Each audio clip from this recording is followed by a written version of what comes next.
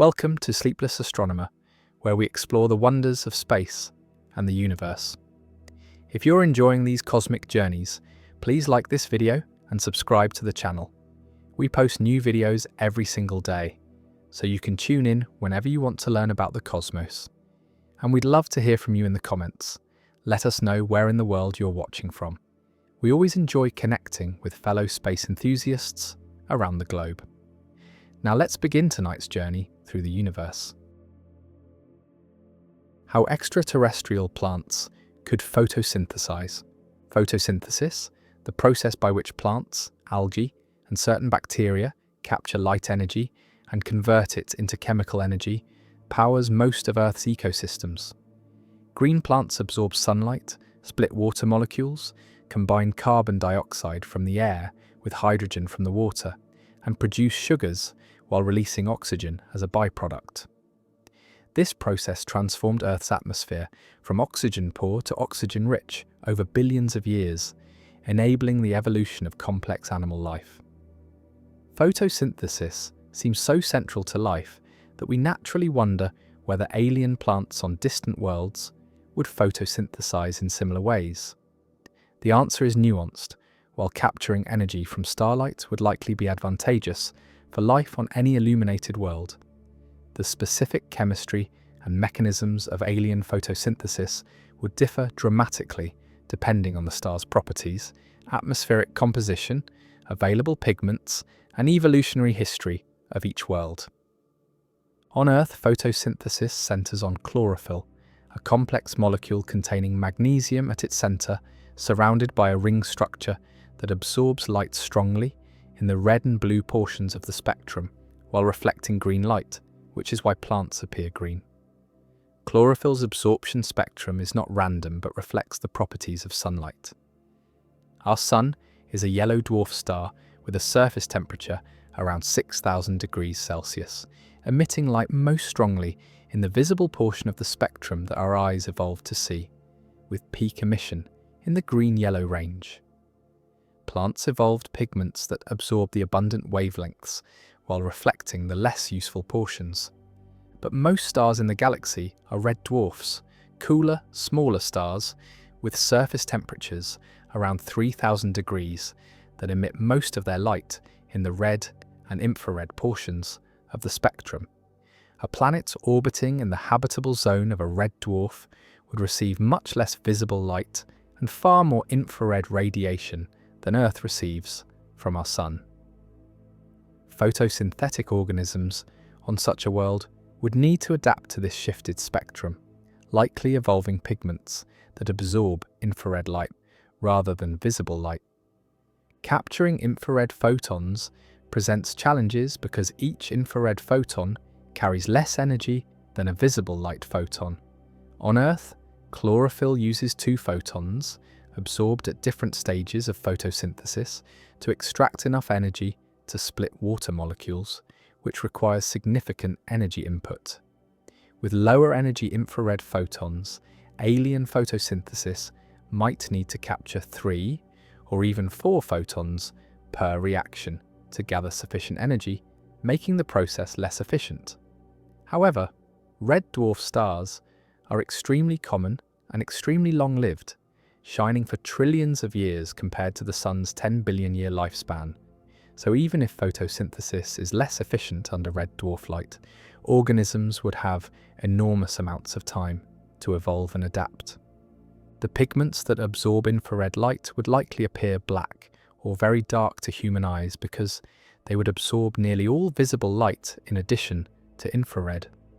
A forest on a red dwarf planet might be covered in black vegetation, maximizing absorption of every available photon from the dim red star. This is the opposite of Earth's green plants, which reject green light as insufficiently useful. On a planet where photons are precious, wasting any light would be disadvantageous, so evolution would favor organisms that capture everything. Conversely, planets orbiting hot, bright blue or white stars would receive intense ultraviolet radiation, along with visible and infrared light. Ultraviolet photons carry high energy, potentially too much energy, as UV light damages DNA and proteins. Photosynthetic organisms on such worlds might evolve pigments that specifically avoid ultraviolet absorption, reflecting or dissipating UV light while capturing only visible wavelengths. Or they might evolve protective mechanisms, UV-absorbing compounds in outer cell layers, extremely efficient DNA repair systems, or pigments that can safely handle high-energy photons by converting excess energy into heat or fluorescence. The colour of alien plants would thus depend on their star's spectrum. Under orange K-type stars, plants might be red or orange, reflecting the most common light while absorbing other wavelengths. Under blue stars, plants might be yellow or orange. The specific colours would depend not just on what light is available, but also on what pigments evolution happens to discover and what combination of wavelengths provides optimal energy capture. Multiple pigments working together might be advantageous. On Earth, plants contain several pigments beyond chlorophyll, carotenoids, that absorb blue and green light, appearing yellow, orange, or red, and other accessory pigments that expand the range of useful wavelengths. These accessory pigments capture light that chlorophyll misses and transfer the energy to chlorophyll for use in photosynthesis. Alien plants might evolve even more diverse pigment systems, with perhaps 5 or 10 different pigments, each specialized for different wavelength ranges, collectively capturing a broader spectrum than Earth's photosynthetic organisms manage. The electron transport chains that actually convert light energy into chemical energy might use different chemistry than Earth's photosynthesis. On Earth, photosynthesis splits water molecules to extract electrons, releasing oxygen gas as waste. But water splitting is energetically demanding. It requires significant light energy input. An alien photosynthesis might use different electron donors that are easier to oxidize than water. Hydrogen sulfide, for instance, is easier to split than water and was likely used by early photosynthetic bacteria on Earth before oxygen-producing photosynthesis evolved. A planet with abundant hydrogen sulfide might develop photosynthetic life that remains at this stage indefinitely, producing elemental sulfur rather than oxygen as waste. Ion compounds, organic molecules, or even molecular hydrogen could serve as electron donors in alternative photosynthetic pathways. Each would produce different waste products. Ion photosynthesis might precipitate iron oxides. Organic-based photosynthesis might produce various carbon compounds, and hydrogen-based photosynthesis might produce protons that combine with other elements. None of these would generate an oxygen-rich atmosphere, demonstrating that photosynthesis doesn't necessarily equal oxygen production. The carbon source might also vary. Earth plants use carbon dioxide from the atmosphere as their carbon source, but CO2 concentrations vary dramatically across different worlds. Venus has a thick CO2 atmosphere, but is far too hot for life as we know it. Mars has thin atmosphere that's mostly CO2, but overall, CO2 availability is low due to the low pressure. A planet with very low atmospheric CO2 might require photosynthetic organisms that can concentrate and capture CO2 extremely efficiently, perhaps with specialized structures or enzymes far more effective than Earth's plants possess. Alternatively, alien photosynthesis might use carbon sources other than CO2. Carbon monoxide, methane, or even dissolved bicarbonate in water could provide carbon for building organic molecules. Each source would require different enzymatic machinery and would produce different end products. Methane-based photosynthesis might produce more complex hydrocarbons, essentially reversing the process that creates methane on Earth. ICO-based photosynthesis might build organic molecules through different chemical pathways than CO2-based photosynthesis uses. The physical structure of alien photosynthetic organisms might differ radically from Earth's plants. Trees evolved on land where structural support is needed to compete for sunlight, growing tall to shade competitors. But on a planet with perpetual dense cloud cover, blocking direct sunlight and providing only diffuse illumination, there would be no advantage to height. All locations would receive similar light levels. Plants might remain low-growing, perhaps forming dense mats rather than tall structures. On a planet with a very thin atmosphere, providing minimal structural support, perhaps Mars if it ever hosts photosynthetic life, organisms might need to be extremely sturdy and low profile to withstand wind without atmospheric cushioning.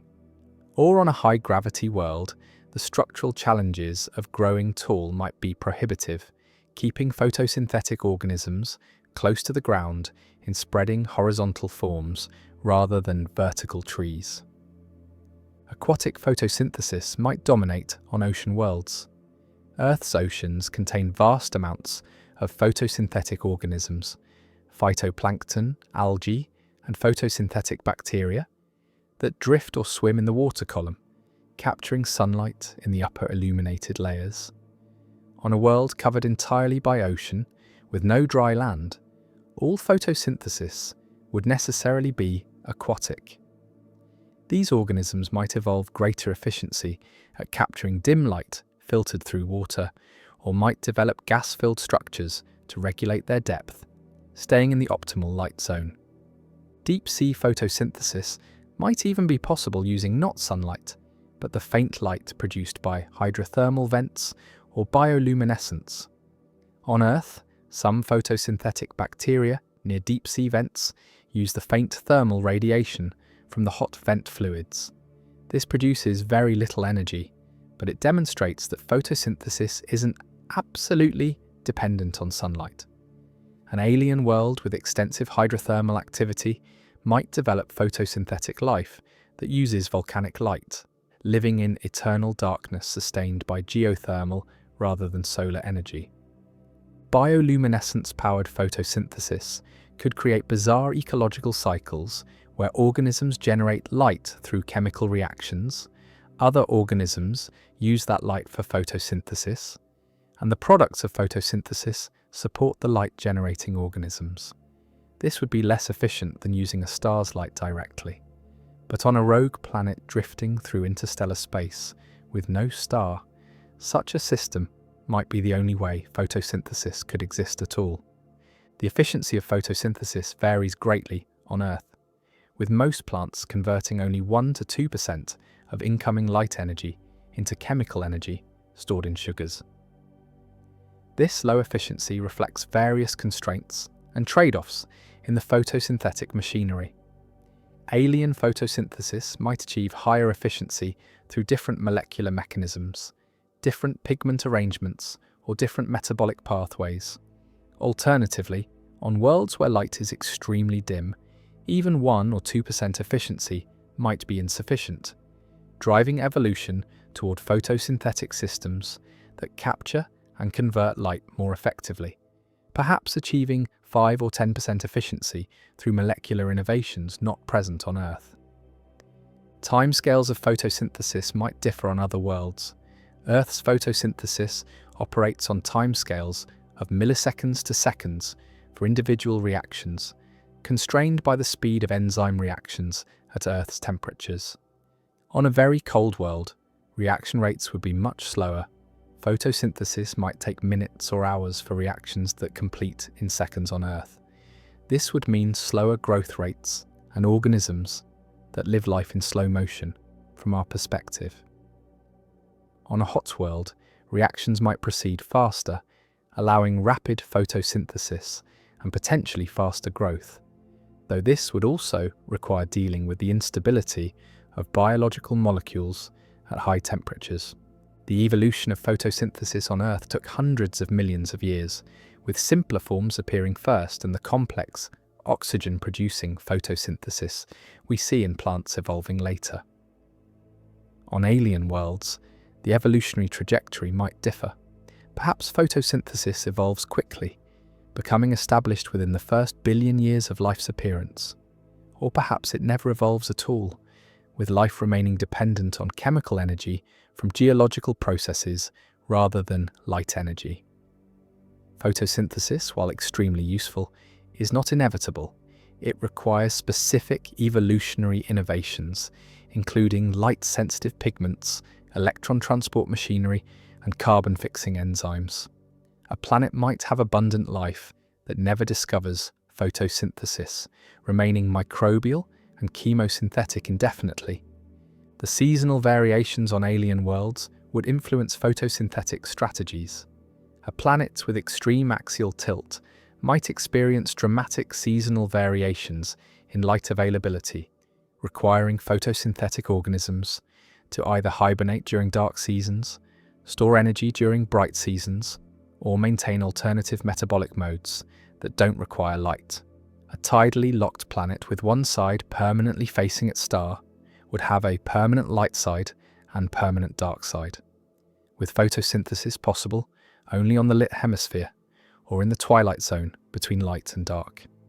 The atmospheric chemistry would affect what wavelengths reach the surface.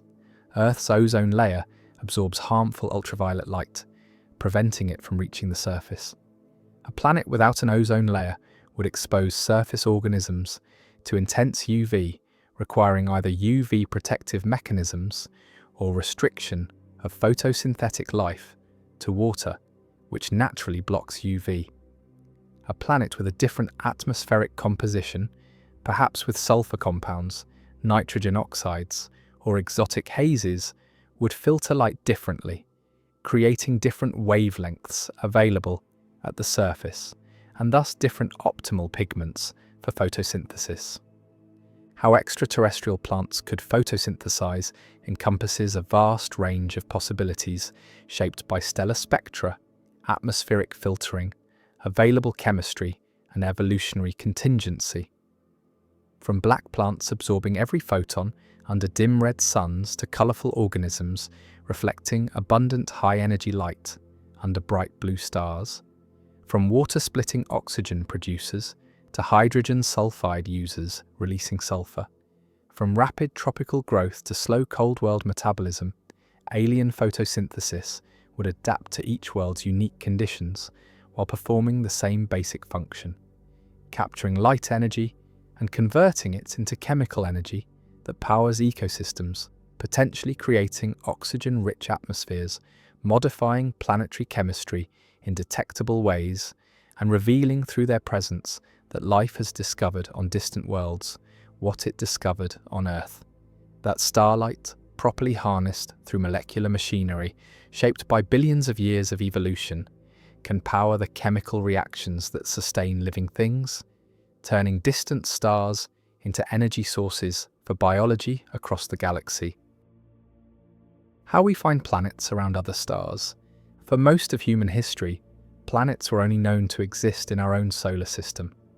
Mercury, Venus, Mars, Jupiter, and Saturn were visible to the naked eye, and with telescopes came the discoveries of Uranus and Neptune. But beyond our solar system, despite billions upon billions of stars filling the galaxy, no one had ever confirmed the existence of even a single planet orbiting another star. The problem wasn't that exoplanets, planets around other stars, didn't exist. The problem was that they're extraordinarily difficult to detect. A planet is tiny compared to its star, produces no light of its own, and sits right next to a brilliant star that outshines it completely. Trying to see a planet next to its star is like trying to spot a firefly hovering next to a searchlight from hundreds of miles away. The first confirmed exoplanet around a Sun-like star was discovered in 1995 by Michel Mayor and Didier Queloz, who shared the Nobel Prize in Physics in 2019 for this groundbreaking work. They didn't actually see the planet.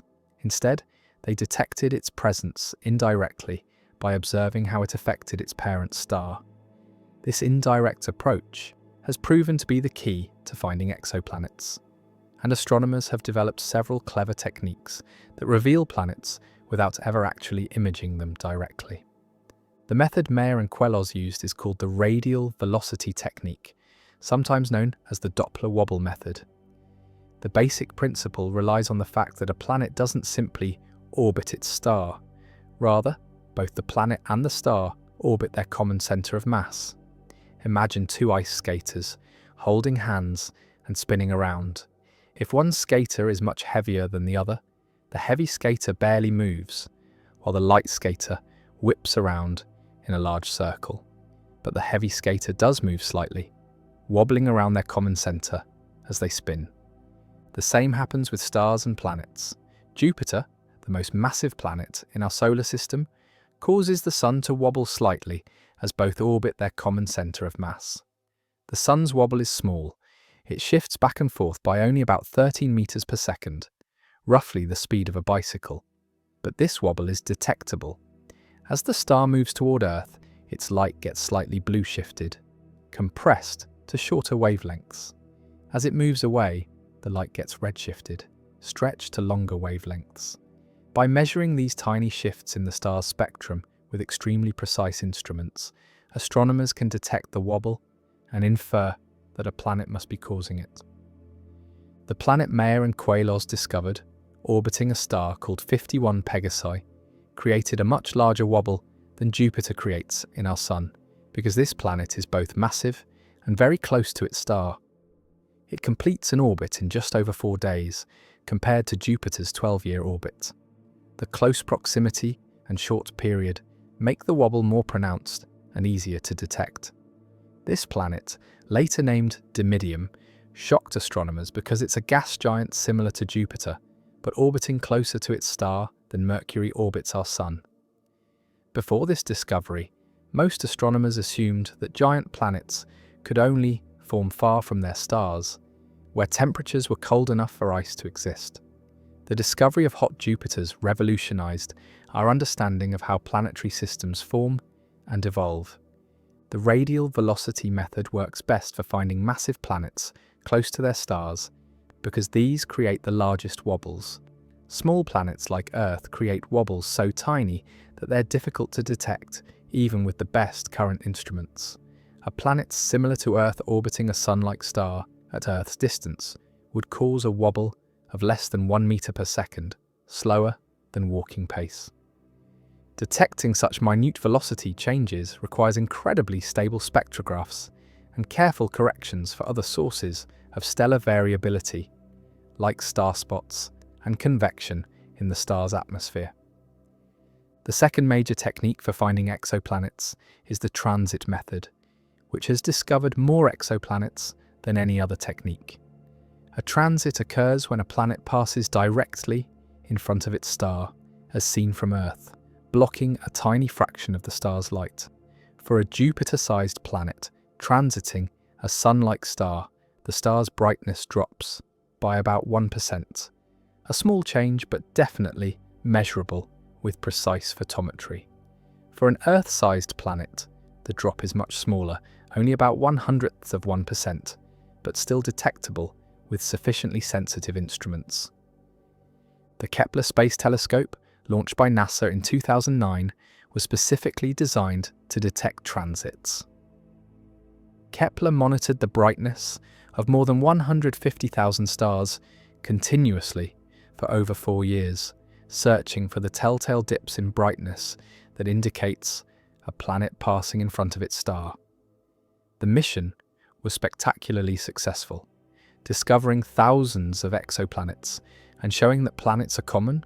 Most stars have at least one planet, and many have multiple planets. Transit observations provide information that radial velocity measurements cannot. The depth of the transit, how much the star's brightness decreases, reveals the planet's size. A bigger planet blocks more light, creating a deeper transit. The duration of the transit reveals information about the planet's orbital distance and the star's size. By combining transit observations with radial velocity measurements, astronomers can determine both the planet's size and its mass, which allows them to calculate its density and infer what it might be made of. A low-density planet is probably a gas giant like Jupiter. A high-density planet is likely rocky like Earth. A medium density might indicate a water world or a planet with a thick atmosphere. The transit method has limitations. It only works for planets whose orbits happen to be aligned edge-on from Earth's perspective. If a planetary system is tilted so that planets pass above or below the star rather than directly in front of it, no transits occur, and the planets remain undetectable by this method. Statistically, only a small fraction of planets are oriented correctly for transits to be visible from Earth. For a planet at Earth's distance from a Sun-like star, the probability of correct alignment is less than 1%. Despite this limitation, Kepler's strategy of monitoring thousands of stars simultaneously meant that even with low individual probabilities, many planets were discovered. Direct imaging represents the most straightforward approach, actually taking a picture of the planet next to its star, but it's also the most technically challenging. The problem is the enormous brightness difference. A Sun-like star is typically 10 billion times brighter than a Jupiter-like planet at visible wavelengths, and the planet sits right next to the star in the sky. Special techniques are required to block the star's light and reveal the faint planet. Coronagraphs, which create an artificial eclipse by placing a mask over the star, and star shades, which fly separately from the telescope and block the star's light before it enters the telescope, both enable direct imaging. Direct imaging works best for young, massive planets that are far from their stars. Young planets are still hot from their formation, glowing brightly in infrared light, making the contrast ratio more favourable. Planets farther from their stars are more separated in angle, making them easier to distinguish from the star's glare. Several dozen planets have been directly imaged, mostly young gas giants orbiting at large distances from their stars. These planets appear as faint dots of light in images taken with large, ground-based telescopes equipped with adaptive optics systems that correct for atmospheric blurring. Gravitational microlensing provides another method for detecting exoplanets, particularly useful for finding planets at large distances from Earth and planets far from their host stars. The technique relies on general relativity. When one star passes almost directly in front of a more distant background star from Earth's perspective, the foreground star's gravity acts as a lens, bending and focusing the background star's light. This creates a temporary brightening lasting days to weeks. If the foreground star has a planet, the planet's gravity creates an additional, brief spike in brightness, revealing its presence. Microlensing events are rare and unpredictable. You can't choose to observe a particular star and wait for a microlensing event. Instead, astronomers monitor millions of stars in dense stellar regions, like the galactic bulge, waiting for events to occur. When an event happens, it's unique. The same foreground and background star will never align again in human timescales. This makes follow-up observations challenging, but the method has discovered several dozen planets and is particularly good at finding planets in the outer reaches of planetary systems where other methods struggle. Astrometry measures the precise position of a star in the sky over time. If a planet is present, the star wobbles back and forth on the sky, shifting position slightly as both star and planet orbit their common center of mass. This is similar to the radial velocity method, but measures the wobble in position rather than in velocity. The wobble is extremely small. For Jupiter orbiting the Sun, as seen from a distance of 10 light-years, the wobble would be about half a millisecond, roughly equivalent to measuring the width of a human hair from a distance of 200 miles. The European Space Agency's Gaia mission, launched in 2013, is measuring the positions of over 1 billion stars with unprecedented precision, and it's beginning to detect the astrometric wobbles caused by giant planets. As Gaia continues its mission and accumulates more data, it will discover planets through astrometry and provide three-dimensional orbital information for many planets discovered by other methods. Each detection method has biases. It favors finding certain types of planets over others. Radial velocity finds massive planets close to their stars. Transits find planets of all masses, but only those aligned edge-on. Direct imaging finds young massive planets far from their stars. Microlensing finds planets at all distances but works best for planets far from their stars.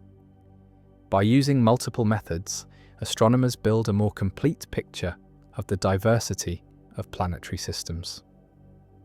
The combination of techniques has revealed that planetary systems come in astonishing variety.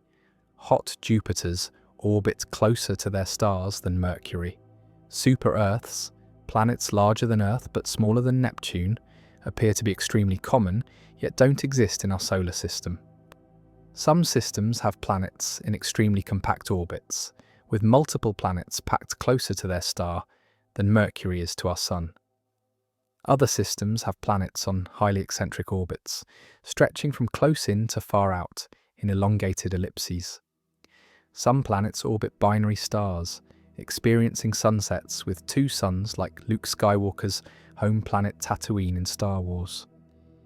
The atmospheres of exoplanets can be studied through transit spectroscopy. When a planet transits its star, some starlight filters through the planet's atmosphere on its way to Earth.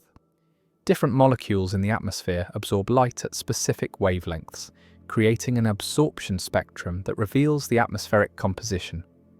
Astronomers have detected water vapor, methane, carbon dioxide, and other molecules in exoplanet atmospheres. The James Webb Space Telescope, launched in 2021, is revolutionizing this field with its ability to detect even fainter spectral signatures and characterize the atmospheres of smaller, potentially habitable planets.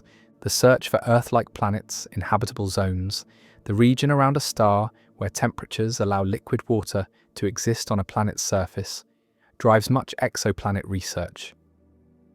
Kepler discovered several candidates, including Kepler 452b, a planet slightly larger than Earth orbiting a Sun-like star at a distance where temperatures might support liquid water. Whether any of these planets actually harbour life remains unknown, but the discovery that Earth-sized planets in habitable zones exist at all is profound. We're no longer wondering whether such planets exist, but rather whether any of them host life. Future missions will improve our ability to find and characterize Earth-like planets. The Nancy Grace Roman Space Telescope will use microlensing and direct imaging to find planets. Ground-based extremely large telescopes currently under construction will directly image planets and study their atmospheres in detail. Proposed missions like the Habitable Worlds Observatory aim to directly image dozens of Earth-like planets and search their atmospheres for biosignatures, gases like oxygen and methane that might indicate the presence of life. In less than 3 decades, exoplanet science has progressed from the first tentative discovery to finding thousands of planets, characterizing their properties, studying their atmospheres, and identifying candidates that might harbor life. The methods astronomers developed to overcome the challenge of finding tiny, faint planets next to brilliant stars have succeeded beyond initial expectations, revealing that planets are not rare accidents but common outcomes of star formation. That our solar system is just one example among billions of planetary systems filling the galaxy, and that the question of whether we're alone in the universe might finally be answerable through observations of the atmospheres of distant worlds orbiting alien suns. How planets form from dust. In the beginning, there were no planets. No Earth, no Jupiter, no rocky worlds or gas giants, just vast clouds of gas and dust drifting through the galaxy. Yet from these diffuse, seemingly formless clouds, gravity and physics conspired to build the solid worlds we see today. Understanding how planets form from dust means understanding one of nature's most remarkable construction projects, a process that transforms microscopic particles floating in space into spheres thousands of miles across, complete with cores, mantles, atmospheres, and sometimes even moons. The story begins with a molecular cloud, a cold, dark region of space, filled primarily with hydrogen and helium gas left over from the Big Bang, mixed with about 1% heavier elements and dust particles created in previous generations of stars. These dust grains are tiny, typically only a fraction of a micrometer across, smaller than bacteria. They're composed of silicates, rocky minerals similar to sand, and sometimes ices of water, carbon dioxide, or methane, depending on the temperature of the cloud. Something disturbs the cloud. Perhaps a nearby star explodes as a supernova, sending a shockwave rippling through space. Perhaps the cloud passes through a spiral arm of the galaxy where gas is compressed. Whatever the trigger, a region of the cloud begins to collapse under its own gravity. As it collapses, it spins faster due to conservation of angular momentum. The same principle that makes a figure skater spin faster when pulling their arms inward. The collapsing cloud flattens into a disk, a swirling pancake of gas and dust with a growing concentration of mass at the center. This is a protoplanetary disk, and it's where planets will form. The center grows hotter and denser as material falls inward, eventually becoming a protostar that will ignite nuclear fusion and become a star. But the disk surrounding the star contains enough material to build an entire family of planets. In the disk, dust particles drift through the gas, occasionally bumping into each other. When they collide gently, they can stick together. The sticking happens through several mechanisms. Sometimes electrostatic forces, essentially static electricity, cause particles to cling to each other. Sometimes molecular forces, similar to the forces that make wet sand stick together, bind the particles. Ice coatings on particles in the colder outer regions of the disk act like glue, making particles particularly sticky. These gentle collisions build larger particles. A dust grain collides with another, and they stick, forming a slightly larger grain. This larger grain has a bigger cross-section, making it more likely to encounter and stick to other grains. Slowly, grain by grain, the particles grow from microscopic dust into pebbles, then into rocks, then into boulders. This process, called accretion, is slow at first but accelerates as particles grow larger. The growing clumps begin to settle toward the midplane of the disk, the thin central plane where the density is highest. Larger particles settle faster than smaller ones because they're less buffeted by gas turbulence. The midplane becomes a dense layer of solid material embedded in the gas disk, creating favorable conditions for further growth. Particles collide more frequently in this dense environment, accelerating the growth process. When the solid objects reach sizes of about a kilometer across, they're called planetesimals. These are the building blocks of planets, and reaching this size represents a critical milestone. Objects this large have enough gravity to begin attracting nearby material rather than relying solely on chance collisions. Their gravity pulls in smaller rocks and dust, causing them to grow faster. The biggest planetesimals grow the fastest because their stronger gravity allows them to clear out larger regions of the disk, creating what astronomers call runaway growth. The protoplanetary disk is a chaotic place. Planetesimals don't just grow peacefully, they also collide with each other. Some collisions are gentle enough that the objects merge, creating larger bodies. But other collisions are violent, shattering one or both objects into fragments. Whether a collision leads to growth or destruction depends on the relative velocities. Slow collisions, at a few meters per second, tend to result in sticking and growth. Fast collisions at kilometers per second tend to be destructive. Over time, certain planetesimals become dominant, growing larger than their neighbors. These become planetary embryos, objects roughly the size of our Moon or Mars, hundreds to thousands of kilometers across. The largest embryos in each region of the disk sweep up most of the available material in their vicinity, clearing out their orbital zones. When two similarly sized embryos eventually collide, the impact can be cataclysmic, melting both objects and creating a larger planet from the merged material. The composition of forming planets depends on their distance from the star. Close to the star, temperatures are high, hot enough that volatile materials like water, methane, and ammonia can't condense into solid form. Only materials with high melting points, metals and rocky minerals, can exist as solids. This is why the inner planets of our solar system, Mercury, Venus, Earth, and Mars, are rocky worlds made of iron and silicates. Farther from the star, beyond a boundary called the snow line or ice line, temperatures are cold enough for water to freeze into ice. This fundamentally changes planet formation. Because ice is abundant, there's simply more solid material available when you include ice along with rock and metal. The snow line in our solar system was located somewhere around where the asteroid belt is today, between Mars and Jupiter. Beyond the snow line, planetary embryos could grow much larger because more solid material was available. When an embryo grew to roughly 10 times Earth's mass, something dramatic happened. Its gravity became strong enough to capture gas directly from the surrounding disk. Hydrogen and helium, the most abundant elements in the disk, began falling onto the growing planet. Once this process started, it ran away rapidly. The planet's gravity pulled in more gas, which made it more massive, which increased its gravity, which allowed it to pull in even more gas.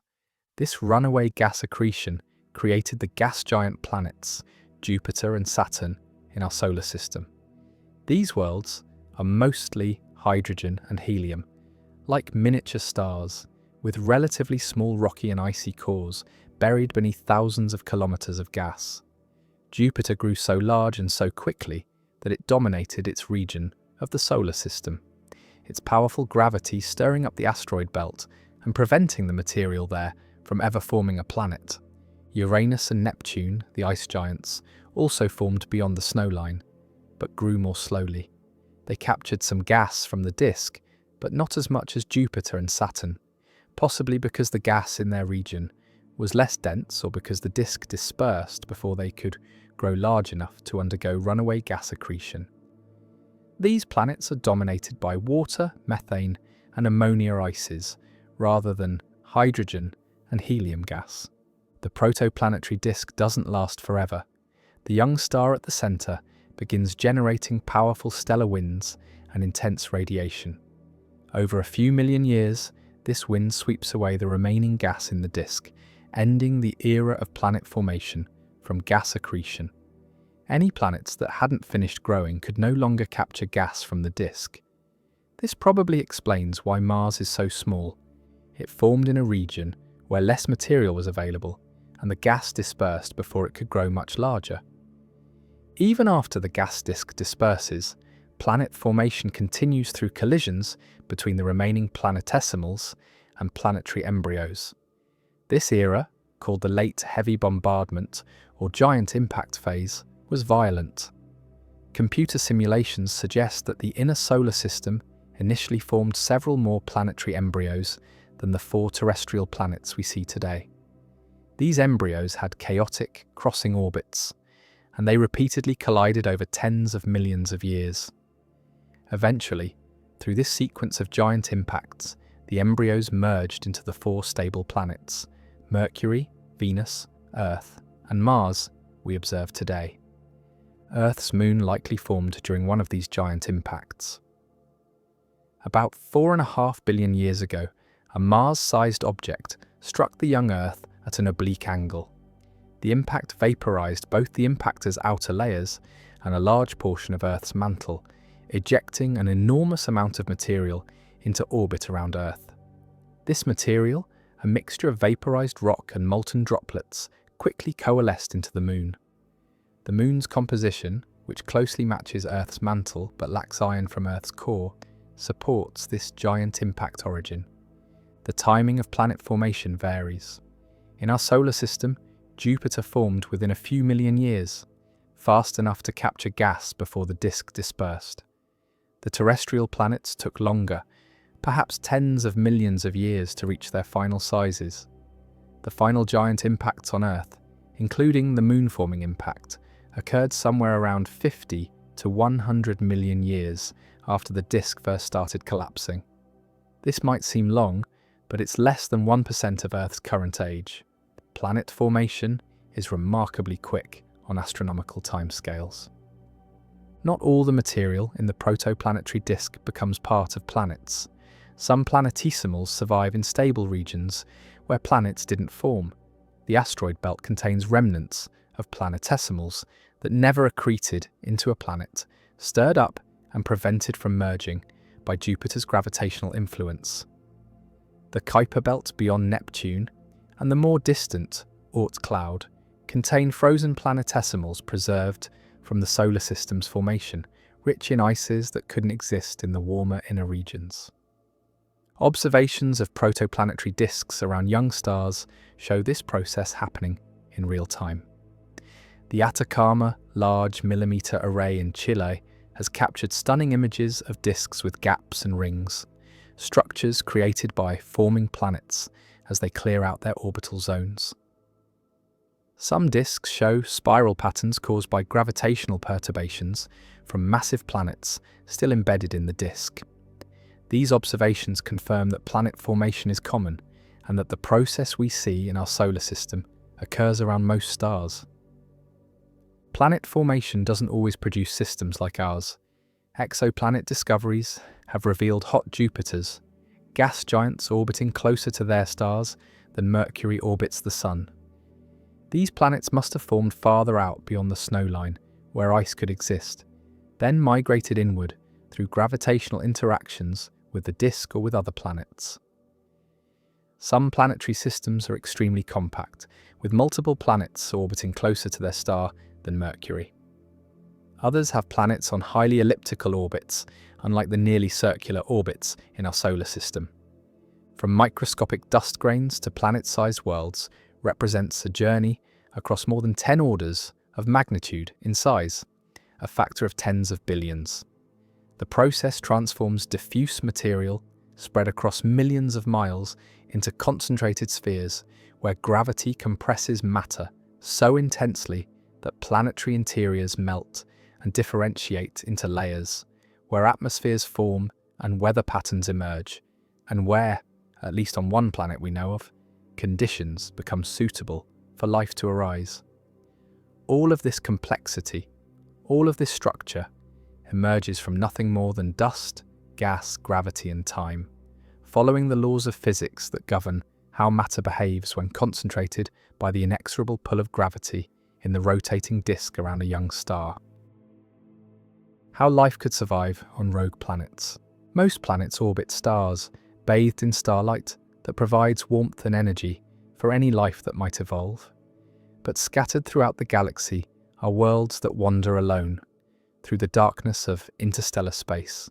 Rogue planets, ejected from their birth solar systems through gravitational interactions, or perhaps forming in isolation, drifting for billions of years without a sun to orbit. These orphaned worlds seem like the least hospitable places imaginable for life. Cut off from starlight, they receive no external heat source, no energy for photosynthesis, no warming to maintain liquid water on their surfaces. Yet despite these apparently insurmountable obstacles, life might still find ways to survive on rogue planets, drawing on internal heat sources, subsurface environments, and the remarkable adaptability that evolution has demonstrated countless times on Earth when organisms colonize seemingly impossible habitats. The key to habitability on rogue planets is internal heat. Unlike stars, which generate heat through nuclear fusion, rogue planets must rely on residual heat from formation and ongoing heat from radioactive decay of elements in their interiors. When planets form, the process of accretion, countless collisions between smaller bodies that gradually build up the planet, converts kinetic energy into heat. Additionally, gravitational compression, as material piles up, releases energy that heats the planet's interior. A newly formed planet is molten or partially molten, taking millions to billions of years to cool. This primordial heat, combined with heat from radioactive decay of uranium, thorium, potassium, and other radioactive isotopes in the planet's rocks, keeps planetary interiors warm for billions of years. Earth itself generates about 47 terawatts of internal heat, roughly equal to 10,000 large power plants operating continuously. Most of this heat comes from radioactive decay, with some contribution from residual primordial heat and from crystallization of Earth's molten iron core.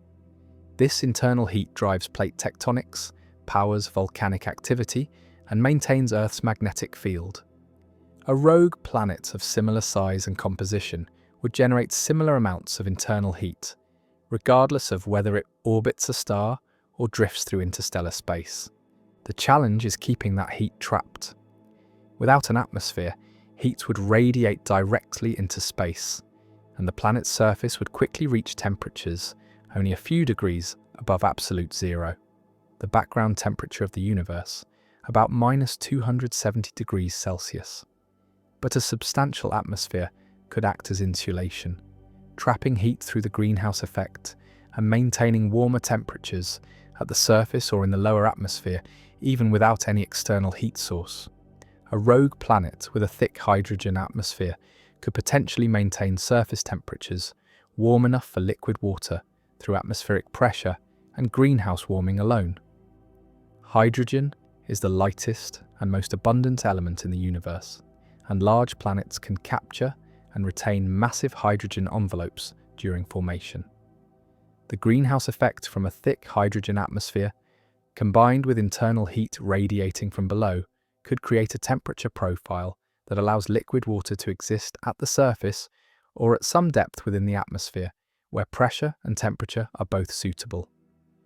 Computer models suggest that a rogue planet several times Earth's mass, with a hydrogen atmosphere perhaps 100 times more massive than Earth's atmosphere, could maintain surface temperatures above the freezing point of water for billions of years, powered only by internal heat.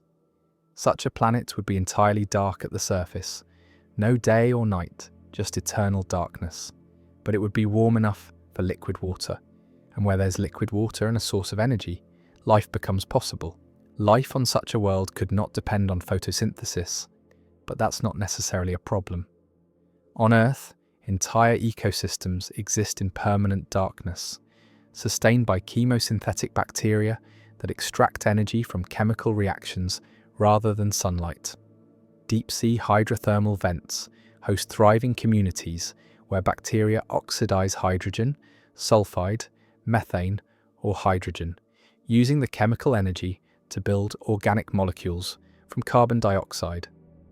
These chemosynthetic bacteria form the base of food chains that support tube worms, clams, fish, and crustaceans, all living in absolute darkness, kilometers beneath the ocean surface. A rogue planet with liquid water oceans, maintained by internal heat and atmospheric greenhouse warming, could develop similar chemosynthetic ecosystems. Volcanic activity would vent gases like hydrogen, hydrogen sulfide, methane, and carbon dioxide into the water and atmosphere. Bacteria could evolve to extract energy from these chemicals, building organic molecules that could support more complex organisms. The entire biosphere would operate on chemical energy from the planet's interior rather than solar energy, making the planet's life forms independent of any star. Subsurface oceans represent an even more plausible habitat for life on rogue planets. Many worlds in our solar system likely have liquid water oceans beneath ice shells. Europa, Enceladus, possibly Titan, Ganymede, Callisto, Pluto, and other bodies. These oceans are kept liquid by tidal heating from their parent planets, or by internal radioactive heating. A rogue planet with sufficient internal heat and a thick ice shell could maintain a subsurface ocean indefinitely, with the ice providing insulation that prevents the ocean from freezing while protecting it from the harsh radiation and extreme cold of interstellar space. The ice shell on a rogue planet might be very thick, perhaps tens or hundreds of kilometers, creating an insulating layer that traps internal heat far more effectively than any atmosphere. The ocean beneath this ice would be completely dark, protected from the radiation that fills interstellar space, and stable for billions of years. Temperature would be maintained by heat flowing from the rocky mantle below. Hydrothermal vents on the ocean floor would provide chemicals and energy for chemosynthetic life. Such an ocean might be an ideal habitat, more stable than surface oceans on planets orbiting stars where stellar evolution Asteroid impacts and climate variations create periodic catastrophes. Life in a subsurface ocean on a rogue planet would never know stars exist. The entire biosphere would be confined to the dark ocean, with the ice ceiling above and rocky floor below defining the limits of the habitable universe. Evolution would never produce eyes sensitive to visible light because no visible light exists. Organisms might instead evolve chemical sensing, pressure sensing, electroreception, or other non-visual senses. Intelligence, if it evolved, would develop without ever seeing stars, planets, or anything beyond the ocean's boundaries. Such a civilization might not even realize that a larger universe exists beyond their world, having no way to detect or observe the space around them through kilometers of ice. Geothermal pockets could create localized habitable zones even on rogue planets without global oceans. Volcanic activity or concentrations of radioactive elements could heat specific regions, melting ice to create underground lakes or pockets of liquid water embedded in ice. These isolated water bodies might be small, perhaps only a few kilometers across, but they could persist for millions of years, long enough for life to evolve and diversify within each pocket. Different pockets might develop different ecosystems in isolation from each other, creating multiple independent evolutionary experiments on a single rogue world. Atmosphere composition would profoundly affect habitability. A rogue planet that retained or captured a hydrogen-helium atmosphere during formation could use that atmosphere's greenhouse effect to maintain warmth. Carbon dioxide, methane, and ammonia are all more effective greenhouse gases than hydrogen and would enhance warming at much lower atmospheric masses. A rogue planet with a thick carbon dioxide atmosphere and substantial internal heat might maintain temperatures warm enough for liquid water with a much thinner atmosphere than a hydrogen-dominated world would need. The size of the rogue planet matters significantly. Larger planets generate more internal heat from radioactive decay simply because they contain more radioactive material. Larger planets can also hold thicker atmospheres through stronger gravity and lose heat more slowly because their surface area to volume ratio is smaller. Heat escapes through the surface, but heat is generated throughout the volume, so larger planets stay warm longer. A rogue super-Earth several times, Earth's mass might remain habitable for far longer than an Earth-mass rogue planet, potentially maintaining surface or subsurface liquid water for tens of billions of years or more. Very small rogue planets, Mars-sized or smaller, would struggle to maintain habitability. They would cool quickly, losing internal heat within a few billion years. Their weak gravity would allow atmospheric escape, making it difficult to maintain the thick atmospheres needed for greenhouse warming. However, even small rogue worlds might maintain subsurface liquid water in deep aquifers or isolated pockets warmed by concentrations of radioactive elements or by residual heat from formation for some period after being ejected from their parent system. The abundance of rogue planets remains uncertain, but some estimates suggest they might outnumber stars. If planets are commonly ejected during the chaotic early phases of planetary system formation, the galaxy might contain billions or even trillions of rogue planets drifting through interstellar space. Most would be cold, dark, and apparently lifeless at their surfaces, but some fraction might maintain subsurface oceans or possess the right combination of size, composition, and atmosphere to support life in hidden biospheres, beneath ice or in dark surface oceans sustained by nothing more than the planet's internal warmth. Detecting life on rogue planets would be extraordinarily challenging. These worlds emit no reflected starlight, making them nearly impossible to detect through traditional astronomical methods. They can only be detected through gravitational microlensing. When a rogue planet passes in front of a distant star from Earth's perspective, its gravity briefly magnifies the star's light, or through direct detection of their infrared emission, the faint heat radiating from their surfaces. Neither method provides information about atmospheres, surface conditions, or potential habitability, let alone biosignatures. Future infrared telescopes might be able to detect the warmest rogue planets and potentially characterize their atmospheres if those atmospheres are thick enough to produce detectable spectral features. Finding methane, carbon dioxide, or other gases in unexpected ratios might hint at biological activity, though distinguishing biological from geological sources would be nearly impossible without additional information. Direct exploration by spacecraft seems impractical, given the vast distances between stars and the difficulty of even locating rogue planets, let alone traveling to them.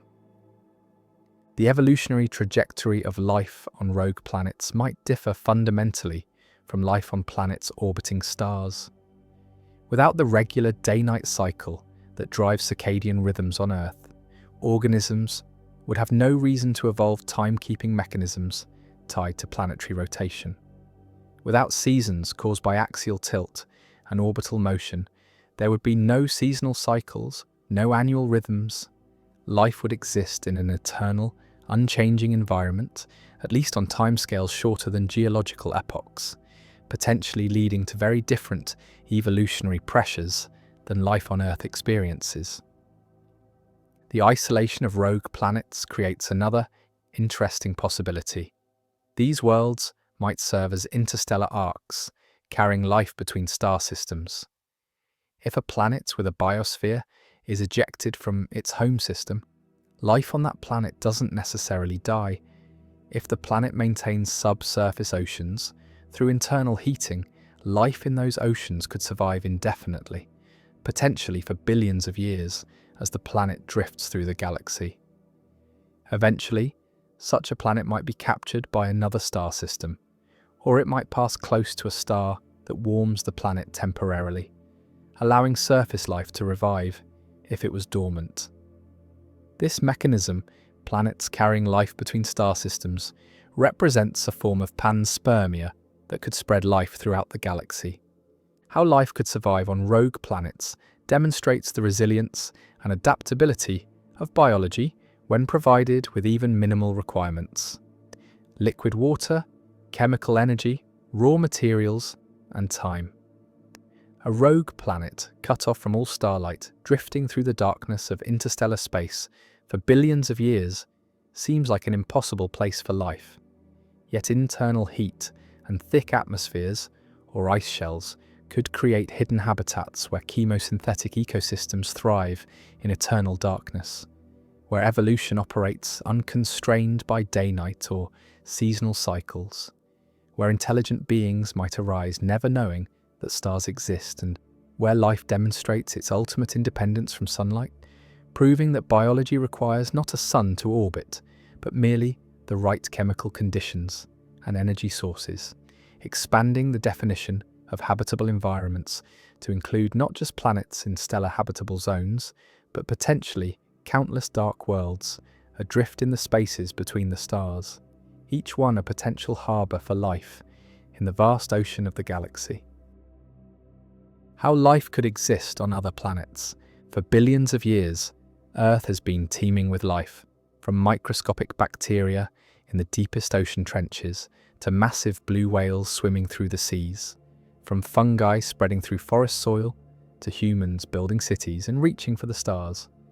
But Earth is just one planet orbiting one star in a galaxy containing hundreds of billions of stars, in a universe containing hundreds of billions of galaxies. The question that haunts astronomers, biologists, and anyone who has ever looked up at the night sky is simple yet profound. Could life exist somewhere else? And if it does, what would it need to survive? The search for life beyond Earth begins with understanding what life actually requires. On Earth, all known life shares certain fundamental characteristics. Life requires liquid water as a solvent, a medium in which chemical reactions can occur. It needs a source of energy, whether from sunlight through photosynthesis or from chemical reactions in deep-sea hydrothermal vents.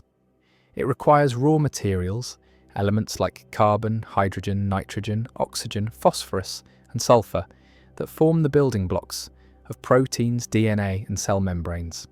And it needs time, stable conditions lasting long enough for life to emerge from non-living chemistry and evolve into complex forms. Water stands out as the most critical requirement for life as we know it. Water is an exceptional solvent, capable of dissolving more substances than almost any other liquid. Its unique properties, remaining liquid across a wide temperature range, expanding when it freezes, having strong surface tension, make it ideal for biochemistry. Water molecules interact with each other and with other molecules in ways that facilitate the complex chemistry life requires. Every known organism on Earth, from the simplest bacterium to the most complex animal, depends on liquid water. This dependence on water defines what astronomers call the habitable zone around every star, the range of distances where a planet's surface temperature allows water to remain liquid.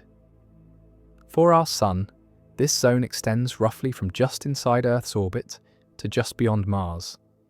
Venus orbits too close. Despite having had water in its distant past, the intense solar heating drove a runaway greenhouse effect that boiled away the oceans and left a hellish world with surface temperatures hot enough to melt lead. Mars orbits near the outer edge, cold enough that most water exists as ice, though liquid water might occasionally form in certain locations under special conditions. But the habitable zone looks different around different types of stars. Red dwarf stars, the most common stars in the galaxy, are much cooler and dimmer than our Sun. Their habitable zones lie much closer in. A planet might orbit only a few million miles from its star, yet still maintain temperatures suitable for liquid water. This close orbit creates challenges.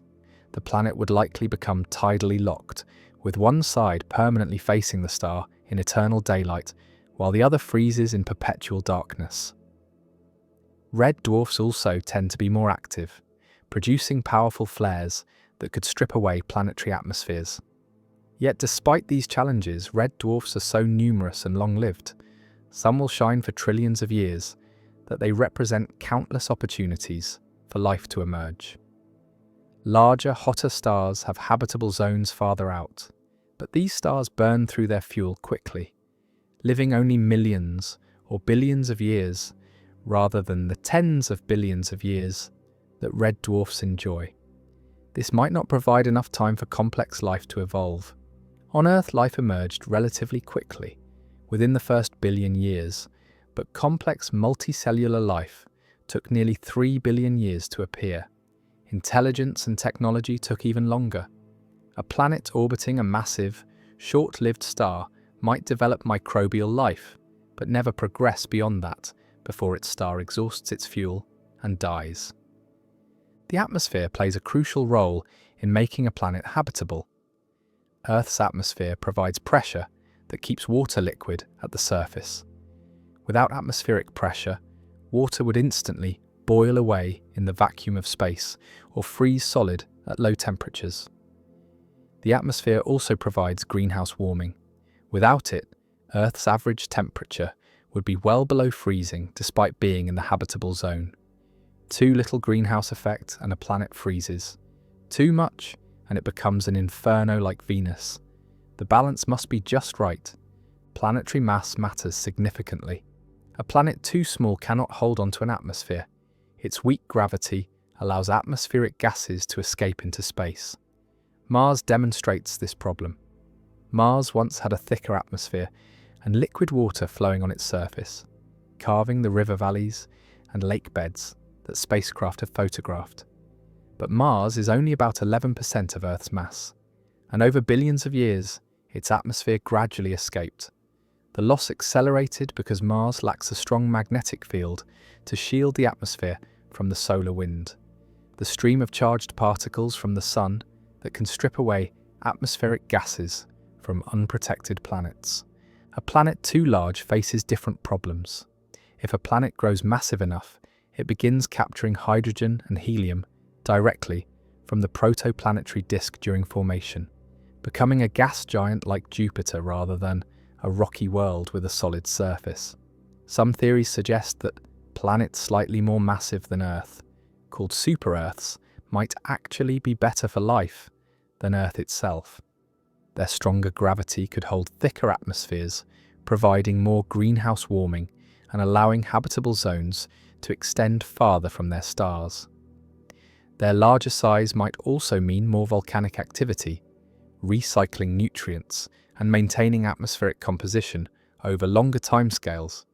Plate tectonics, the process by which Earth's crust is broken into plates that move, collide, and subduct beneath each other, might be essential for long-term habitability. Plate tectonics regulates Earth's climate through the carbon cycle. When carbon dioxide accumulates in the atmosphere, chemical weathering of rocks gradually removes it, and subduction carries carbonate minerals deep into the mantle, where heat releases the carbon dioxide back through volcanic eruptions. This cycle acts as a thermostat, preventing runaway greenhouse or icehouse conditions. Without plate tectonics, a planet might lose this regulatory mechanism, making long-term habitability more difficult. But life is remarkably adaptable, and the conditions necessary for life might be far more flexible than our Earth-based experience suggests. On Earth, extremophiles, organisms that thrive in extreme environments, have shattered assumptions about where life can exist. Bacteria live in boiling hot springs at temperatures exceeding 200 degrees Fahrenheit. Microorganisms thrive in the frigid lakes beneath the Antarctic ice. Life exists in hypersaline lakes many times saltier than the ocean, in acidic pools with pH levels that would dissolve metal, and in alkaline lakes caustic enough to burn skin. These extremophiles prove that life can adapt to conditions that would seem utterly hostile. Deep-sea hydrothermal vents host entire ecosystems based not on sunlight, but on chemical energy. Bacteria oxidize hydrogen sulfide and other chemicals spewing from the vents, and entire food chains build upon these chemosynthetic microbes.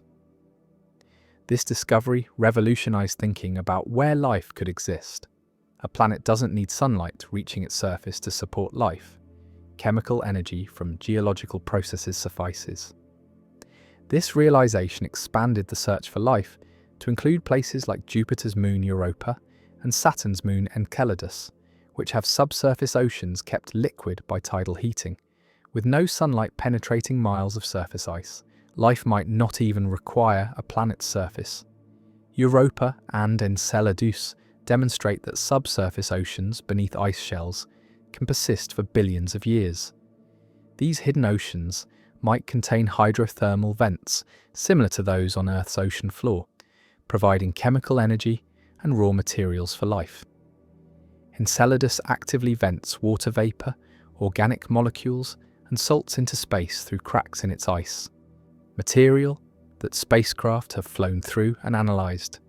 The presence of organic molecules and evidence for hydrothermal activity suggests that Enceladus has at least some of the ingredients necessary for life. Titan, Saturn's largest moon, presents an entirely different possibility. Titan is the only moon in the solar system with a thick atmosphere, and it has lakes and rivers on its surface, but they're filled with liquid methane and ethane rather than water. The surface temperature, at about -300 degrees Fahrenheit, is far too cold for liquid water, but some scientists speculate that life might use liquid methane as a solvent instead of water, with biochemistry based on different chemical reactions more suited to cryogenic temperatures. Such life would be utterly alien, built on completely different principles than Earth's biology, but the basic requirements, a liquid solvent, chemical reactions, energy sources, might still allow life to emerge. The possibility of silicon-based life has long fascinated scientists and science fiction writers. Silicon sits directly below carbon in the periodic table and shares many chemical properties. Both form 4 chemical bonds, allowing them to create complex molecules. But silicon-based molecules are generally less stable and less diverse than carbon-based ones, particularly in the presence of water, which tends to break down silicon compounds. In environments without water, perhaps on a world with liquid hydrocarbons or even molten sulfur, silicon-based biochemistry might be possible, though it would function very differently from life on Earth. Life could potentially use different genetic molecules than DNA and RNA. These molecules store and transmit genetic information using a sugar phosphate backbone with nitrogen-based molecules attached. But chemists have synthesized alternatives called XNAS, xenonucleic acids, that use different sugars or even different backbone structures entirely. These artificial genetic molecules can store information and undergo evolution through selection, suggesting that life elsewhere might have invented entirely different solutions to the problem of heredity. Timescales matter enormously for life's emergence and evolution. On Earth, simple life appeared relatively quickly after conditions became favourable, perhaps within a few 100 million years of Earth's formation. This suggests that the transition from non-living chemistry to living organisms might not require unusual conditions or extraordinary luck. But the transition from simple microbes to complex multicellular organisms took vastly longer, roughly 3 billion years. The development of intelligence and technology required nearly all of Earth's history. A planet might easily develop microbial life, but remain stuck at that level indefinitely if conditions don't favour the evolution of complexity. Some planets might develop life, but lose it. Mars almost certainly had more favourable conditions for life billions of years ago when it was warmer and wetter. If life emerged during that time, it might have gone extinct when Mars lost most of its atmosphere and water, or it might persist in subsurface refuges where liquid water still exists in aquifers deep underground. Venus might have had habitable surface conditions early in its history before the runaway greenhouse effect transformed it into the hellscape it is today. Any life that emerged would have been sterilized, leaving no trace. Rogue planets, worlds ejected from their planetary systems to wander interstellar space, might still harbor life, despite receiving no light from any star. If a rogue planet is massive enough to retain a thick atmosphere, and if it has enough radioactive elements in its interior to provide heat, it could maintain liquid water beneath an ice shell indefinitely. Such planets would be invisible to most detection methods, dark worlds drifting through the galaxy, potentially harbouring biospheres in their hidden oceans. Binary star systems, where two stars orbit each other, comprise about half of all stellar systems. Planets in these systems could orbit both stars at a large distance, experiencing light from two suns, or orbit one star closely while the other remains distant. Either configuration could potentially support habitable planets, though the complex gravitational dynamics make stable orbits more difficult to achieve and maintain over billions of years. The discovery of thousands of exoplanets has revealed that planetary systems come in astonishing variety. Hot Jupiters orbit closer to their stars than Mercury orbits our Sun. Super-Earths, a planet type absent from our solar system, appear to be common. Some systems pack multiple planets into orbits closer than Mercury's. This diversity suggests that habitable worlds might exist in configurations we haven't imagined, orbiting in stable zones within systems that look nothing like our own. Life could exist on other planets through countless permutations of chemistry, energy sources, solvents, temperatures, and planetary conditions. It might be carbon-based like us, or built from silicon or other elements. It might use water or methane or ammonia or substances we haven't considered. It might photosynthesize under a red sun or derive energy from chemical reactions in lightless seas beneath miles of ice. The universe is vast, ancient, and filled with planets, and the basic ingredients for life, elements forged in stars, energy from stellar radiation or geological processes, and the simple passage of time exist everywhere. Whether life has taken advantage of these opportunities elsewhere remains the greatest unanswered question in science, but the conditions that could allow it exist on countless worlds scattered throughout the cosmos. How the moon pulls on Earth's oceans. Twice each day, the ocean rises up beaches and coastlines around the world, then retreats back toward the sea. This rhythmic rise and fall of the tides has shaped human civilization for thousands of years, governing when ships could enter harbours, when fishermen could gather shellfish from tidal pools, and when coastal communities needed to prepare for high water. The connection between these tides and the moon was recognised in ancient times, but understanding exactly how the moon creates tides requires thinking carefully about gravity, how it varies with distance, and how Earth's ocean responds to forces that stretch and squeeze it in complex ways. The fundamental cause of tides is gravity, but not gravity in the simple sense of the moon pulling water toward itself. If that were the entire story, we would see one bulge of water on the side of Earth facing the moon, and that would be the end of it. Instead, we observe two tidal bulges, one on the side facing the moon and another on the opposite side of Earth. This puzzling fact confused natural philosophers for centuries, until Isaac Newton, in his Principia Mathematica, published in 1687, provided the correct explanation using his law of universal gravitation and his laws of motion. The key insight is that the moon's gravity pulls on every part of Earth, but it pulls with different strengths depending on distance. The side of Earth closest to the moon experiences stronger gravitational attraction than Earth's centre, which in turn experiences stronger attraction than the far side.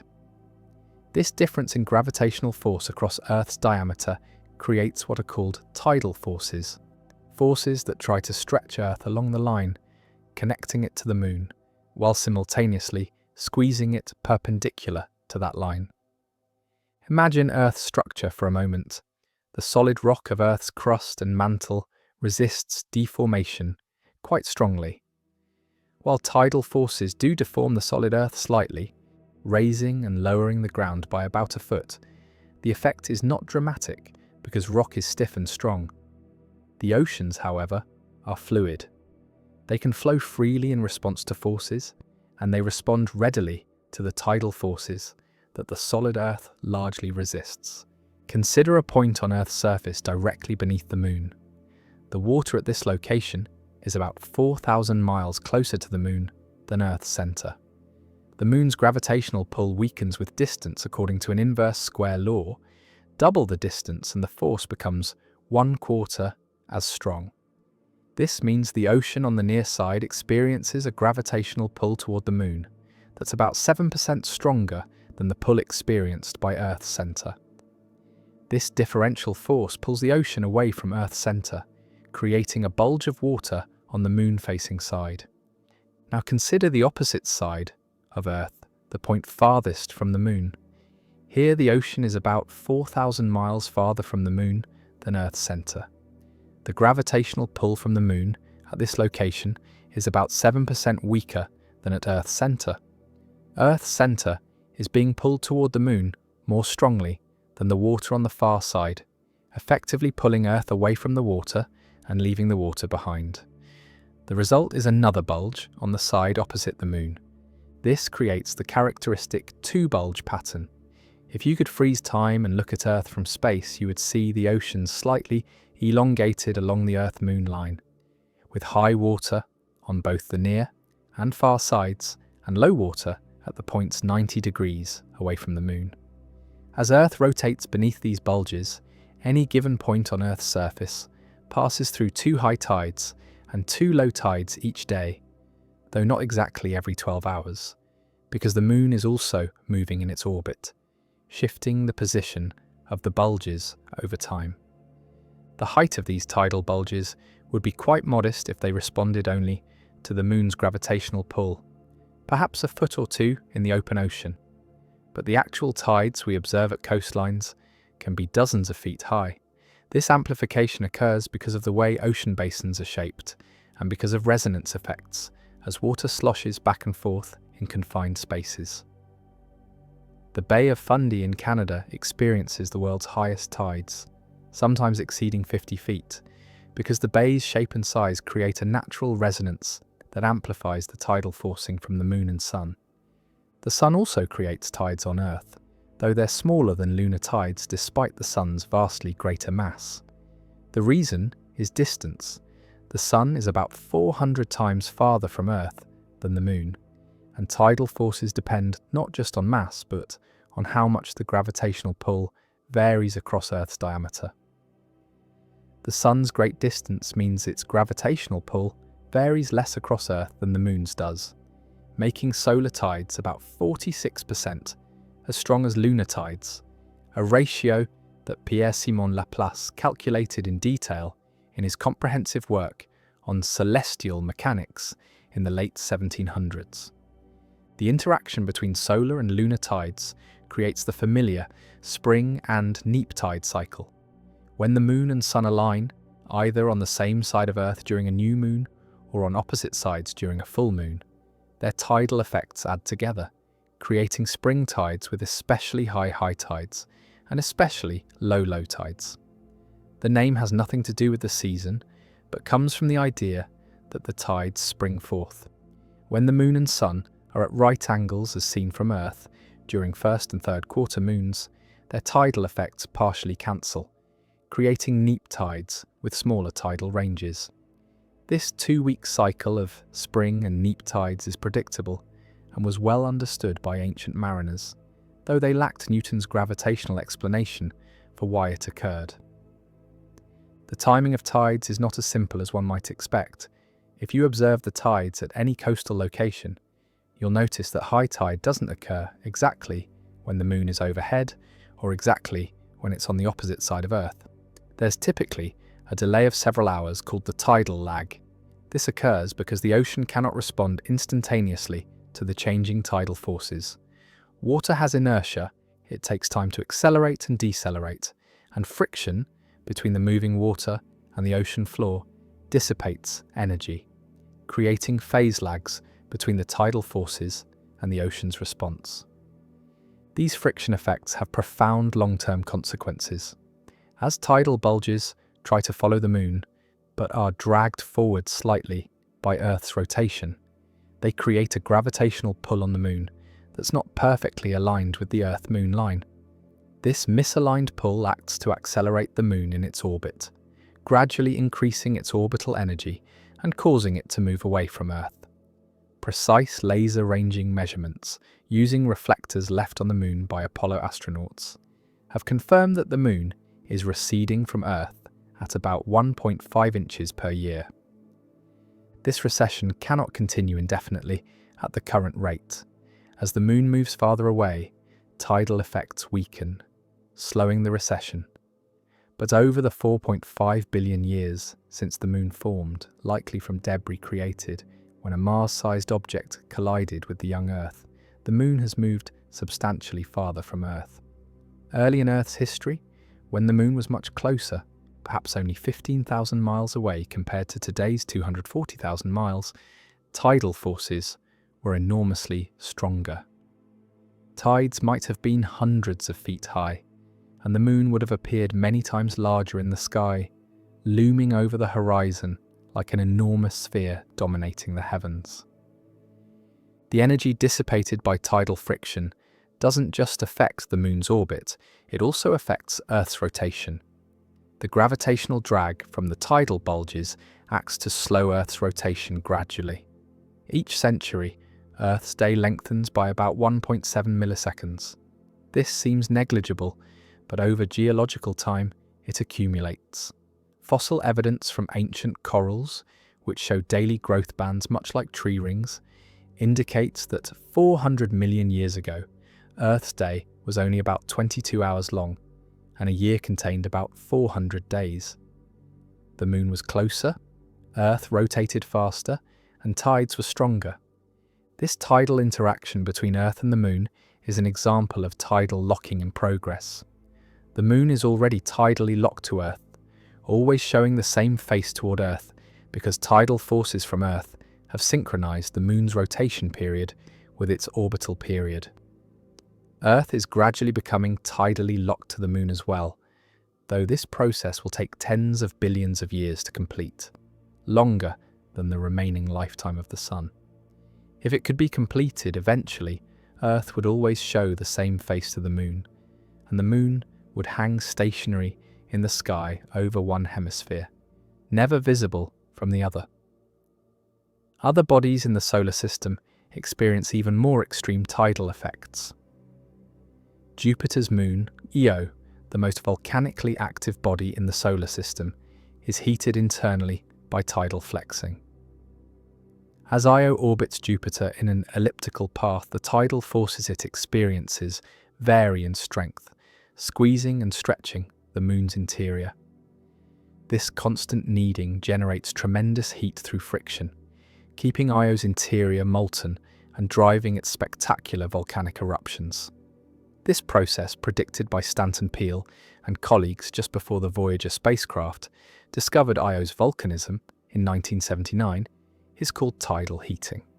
Saturn's moon Enceladus experiences similar tidal heating, though less extreme than Io. The heat from tidal flexing keeps a subsurface ocean liquid beneath Enceladus's icy crust, and tidal stresses crack the ice at the South Pole, allowing geysers of water to erupt into space.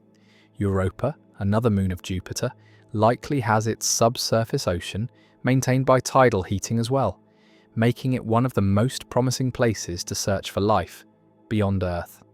Tidal forces can also be destructive. Every large body creates a tidal limit, called the Roche limit, after Edouard Roche, who calculated it in 1848, inside which tidal forces exceed the self-gravity holding a satellite together. A moon that wanders inside the Roche limit will be torn apart by tidal forces, pulled into fragments that spread into a ring around the planet. Saturn's magnificent ring system may have originated this way, from a moon that either formed inside the Roche limit or migrated inward and was disrupted. Tidal forces operate throughout the universe. Binary stars experience tides that can transfer mass from one star to its companion. Black holes create tidal forces so extreme that they can tear apart stars that pass too close, creating spectacular tidal disruption events. Galaxies passing near each other experience tidal forces that stretch them into long streams of stars, creating the tidal tails visible in many interacting galaxies. The same physics that causes ocean tides on Earth, the differential pull of gravity across an extended object, operates on scales from moons and planets to stars and galaxies. The tides we observe at the beach are the local manifestation of a cosmic dance between Earth and Moon, a gravitational interaction that has been occurring since the Moon formed and will continue for billions of years into the future.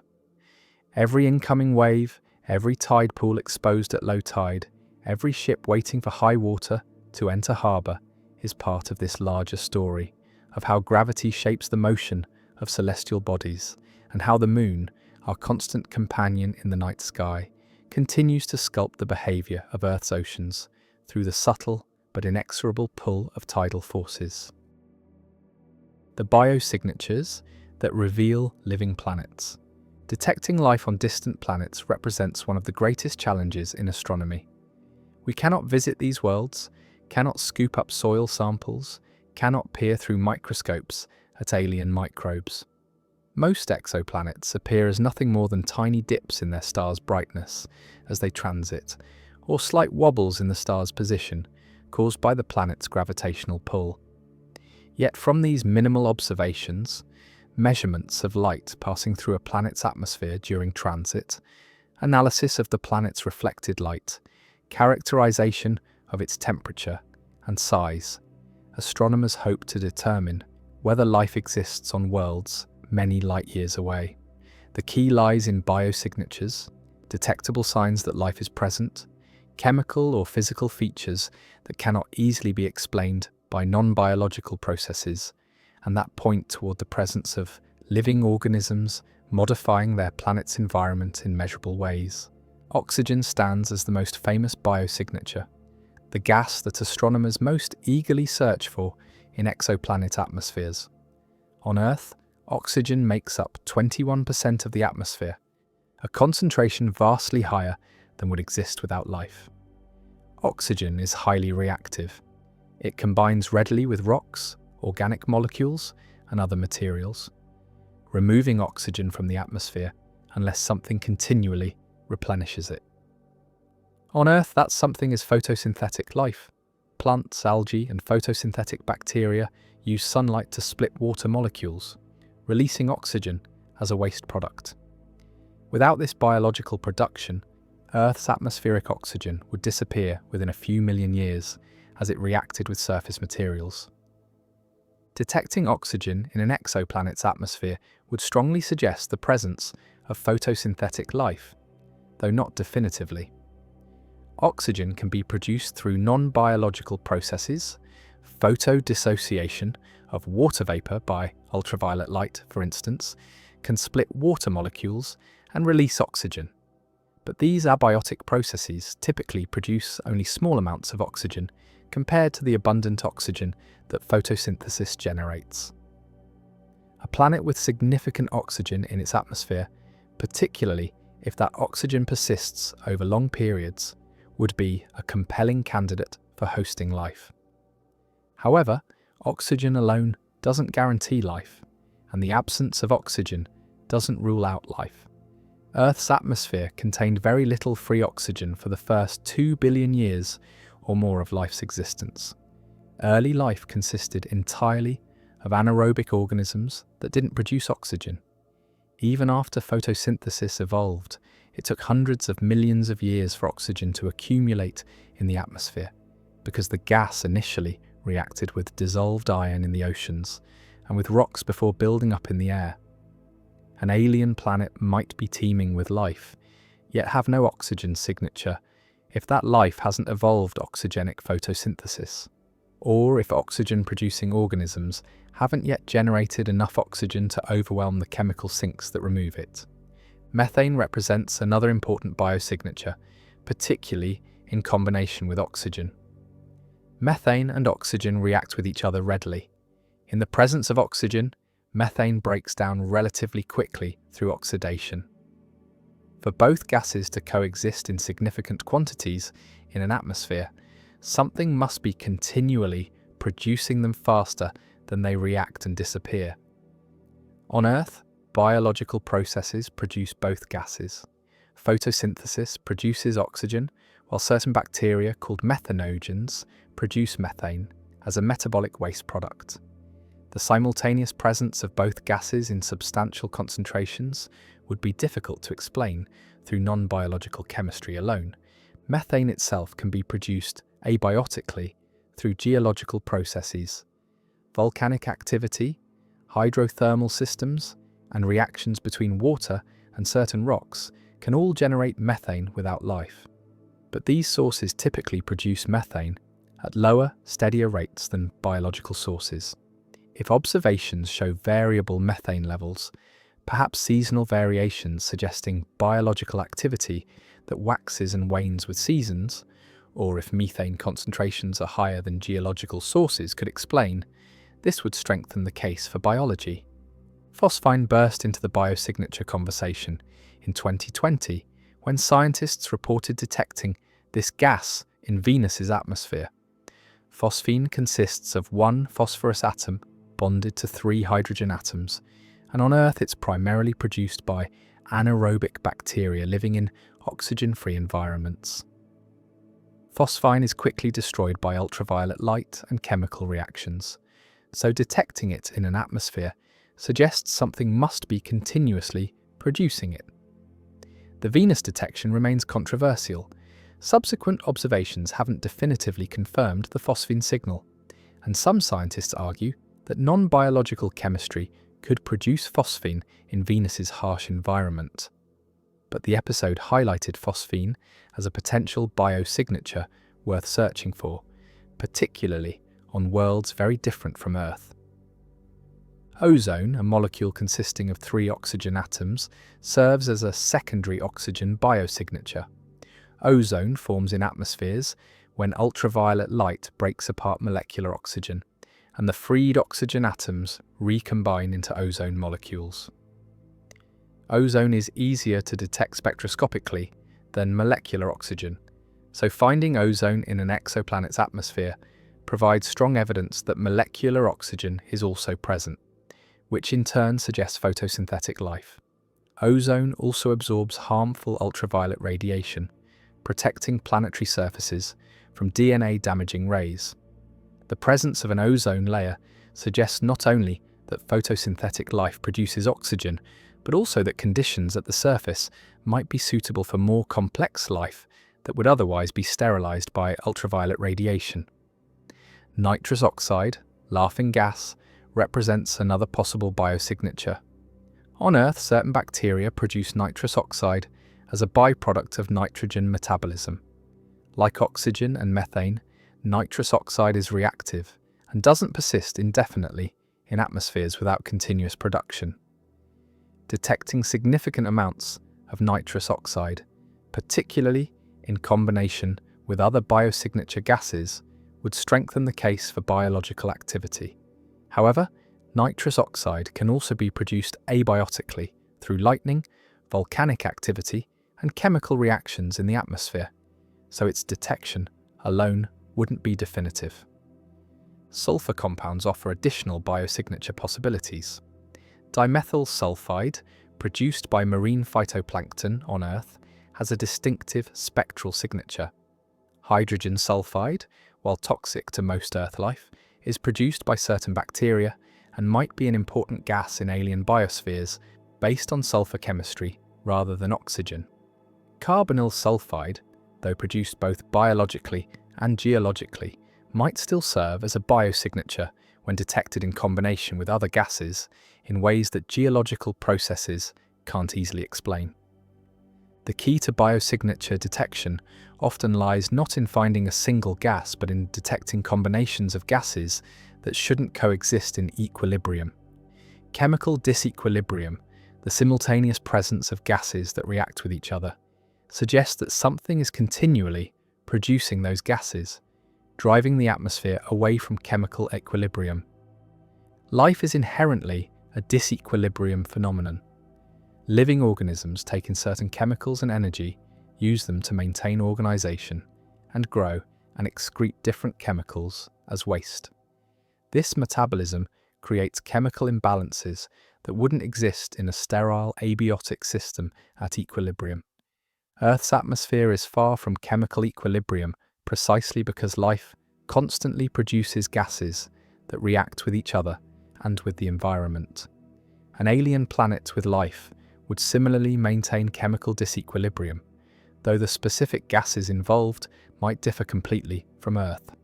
The challenge lies in distinguishing biological disequilibrium from geological or atmospheric processes that can also create unusual gas combinations. Temporal variations in biosignatures provide additional evidence.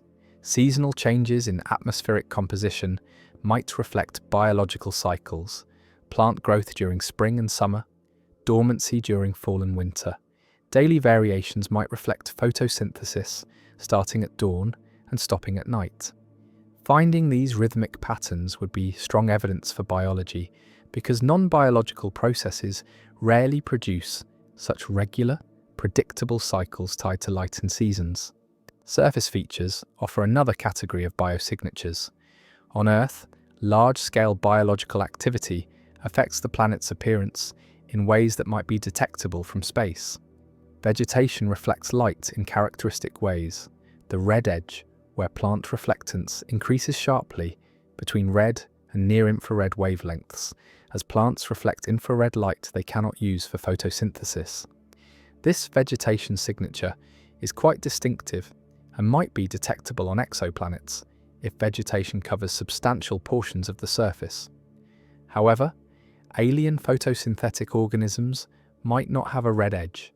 Plants on a planet orbiting a red dwarf star might be black to maximize absorption of the dim red light available, or they might be other colors, entirely depending on their star's spectrum and their photosynthetic pigments. Large-scale color changes across seasons could indicate biological activity. If part of a planet's surface changes colour seasonally, perhaps from green to brown, as vegetation grows, and then senesces, this would be difficult to explain through geology alone. Detecting such changes would require extremely high-resolution observations across multiple seasons, pushing the limits of even the most advanced telescopes. But future extremely large telescopes might achieve this capability for the nearest exoplanets. Ocean glint patterns might reveal biological activity in oceans. Certain types of marine life produce compounds that affect water's surface tension or create surface films that change how light reflects off the ocean. These effects, though subtle, create characteristic glint patterns that differ from pure water. Detecting such patterns from light years away would be extraordinarily challenging, but might become possible with next-generation direct imaging telescopes. Atmospheric hazes created by biological activity represent another potential signature. On Earth, isoprene and other organic compounds released by plants contribute to atmospheric haze. On Titan, Saturn's moon, photochemistry creates organic hazes that give the atmosphere its orange colour. Distinguishing biological from non-biological hazes would be difficult, but characteristic compositions or variations might provide clues. A planet with organic hazes that change seasonally, for instance, might have biological sources for those hazes. Artificial light on the night side of a planet would be an unambiguous technosignature, a sign not just of life, but of technological civilization. Earth's night side is bright with city lights, electricity use, and various artificial illumination. An alien civilization would likely develop artificial lighting at some stage of technological development, and if they use inefficient lighting that wastes energy by sending light upward into space, rather than directing it all downward toward the ground, their cities might be detectable. However, detecting such faint light from an exoplanet would require extraordinary capabilities beyond current technology, though future direct imaging telescopes might achieve this for the nearest, potentially inhabited worlds. Industrial pollution offers another technological biosignature. Chlorofluorocarbons, CFCs, are entirely artificial. They don't exist naturally and are produced only through industrial chemistry. Detecting CFCs in an exoplanet's atmosphere would be definitive evidence of technological civilization. Other industrial pollutants, nitrogen dioxide from combustion, sulfur dioxide from industry, certain combinations of gases that indicate smelting or chemical manufacturing, might also be detectable. However, some of these gases also have natural sources from volcanoes or other geological processes, so detecting them in amounts far exceeding natural production rates would be necessary to infer industrial activity. The challenge of false positives, non-biological processes that mimic biosignatures, looms large in biosignature detection. Every proposed biosignature has at least some possible abiotic production mechanism. Oxygen can come from water photodissociation. Methane can come from geology. Phosphine might be produced by unknown atmospheric chemistry. Distinguishing true biosignatures from false positives requires careful analysis of gas abundances, combinations, variations over time, and compatibility with the planet's other known properties. Context matters enormously. Finding oxygen in the atmosphere of a planet with a surface temperature of 500 degrees would not suggest life. The planet is too hot for liquid water and likely for any chemistry we would recognize as living. Finding oxygen on a planet in the habitable zone with liquid water on its surface would be far more compelling.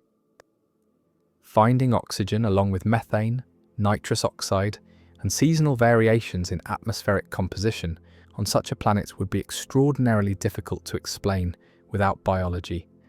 The search for biosignatures requires sophisticated instruments that can analyze light passing through exoplanet atmospheres during transit. As a planet passes in front of its star, some starlight passes through the planet's atmosphere, and gases in that atmosphere absorb light at specific wavelengths, creating an absorption spectrum. By comparing the star's spectrum with and without the planet in front of it, astronomers can determine which wavelengths are absorbed and thus which gases are present in the atmosphere. The James Webb Space Telescope, launched in 2021, has the sensitivity to detect biosignature gases in the atmospheres of certain types of exoplanets, particularly those orbiting small dim red dwarf stars, where the ratio of planet atmosphere to star is more favourable. Future missions propose space telescopes like the Habitable Worlds Observatory or ground-based extremely large telescopes currently under construction will have even greater capabilities, potentially able to characterize Earth-sized planets in the habitable zones of sun-like stars, the most promising targets for finding life as we know it. These missions might detect multiple biosignature gases simultaneously, observe seasonal and diurnal variations, and potentially even directly image planets and analyze their surface properties. The biosignatures that reveal living planets encompass atmospheric gases that shouldn't coexist, chemical disequilibrium maintained by constant biological production, temporal variations that reflect biological cycles, surface properties that change with seasons, and for technological life, pollution, artificial lighting, and deliberate signals broadcast into space.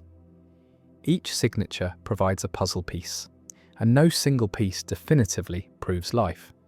But multiple signatures detected together, in combinations difficult to explain through non-biological processes, could provide compelling evidence that we've detected life beyond Earth, transforming the ancient question of whether we're alone from philosophy into science, revealing that the universe contains not just planets and stars, but living worlds where chemistry has crossed the threshold into biology, where organisms grow and reproduce and evolve, where perhaps intelligence has emerged to contemplate its own existence and wonder, as we do, whether anyone else is out there among the countless worlds orbiting distant stars.